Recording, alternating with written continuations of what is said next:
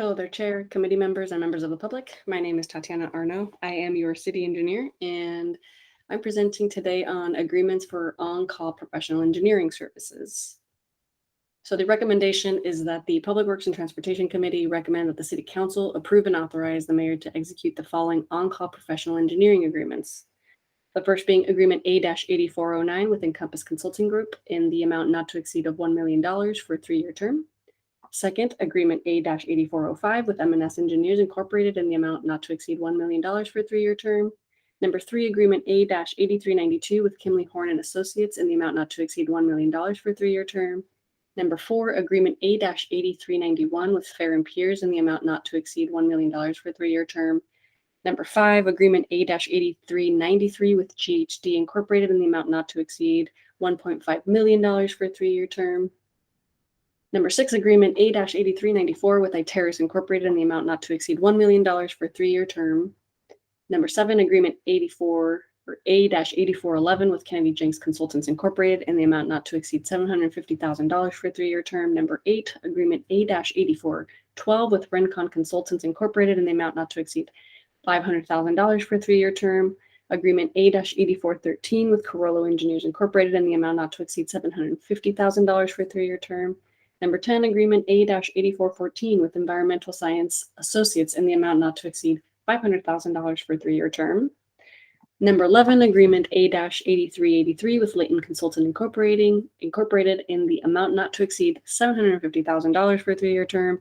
Number 12, Agreement A-8388 with RRM Design Group in the amount not to exceed $1 million for a 3-year term. And finally, number 13, Agreement A-8418 with M6 Consulting Incorporated in the amount not to exceed $500,000 for a 3-year term.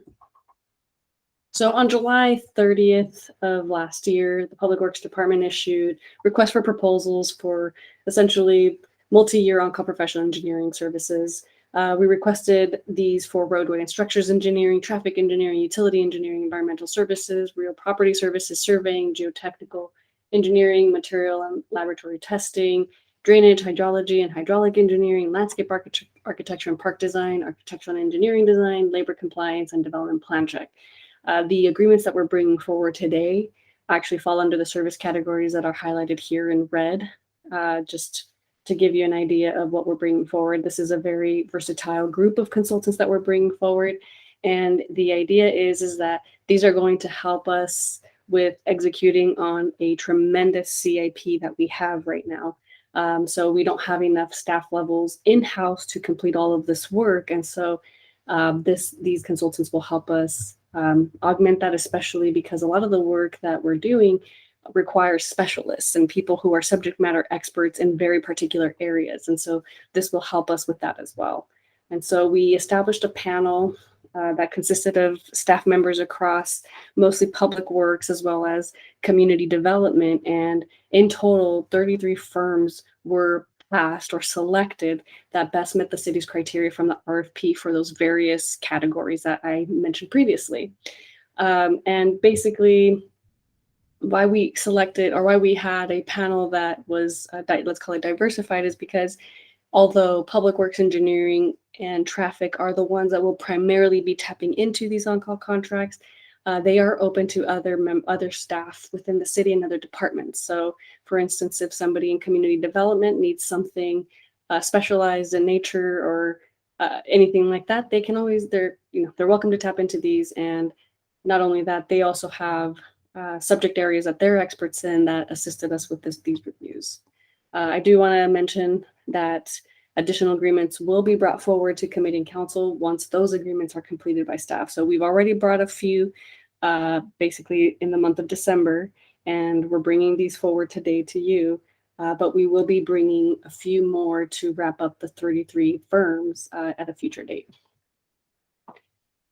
So at this time, the Public Works Department is bringing these various agreements, and so here are the first 7.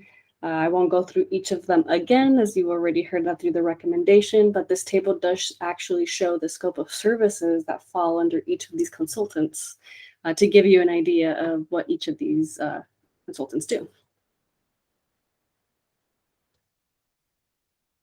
As far as the financial impact goes, work under these agreements will be assigned by a task order for any projects and operational needs dependent on budget availability. So again, these are on-call contracts. That doesn't mean that each of these consultants is receiving that amount of funding over the 3-year terms of the agreements. It's just that we have that much available in their contracts to tap into as the need arises for each of our various, mostly capital related projects, but also operational needs across the board.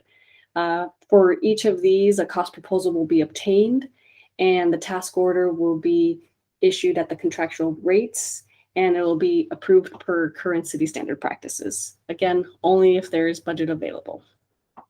That does conclude this presentation. Thank you for listening and I'm happy to take any questions.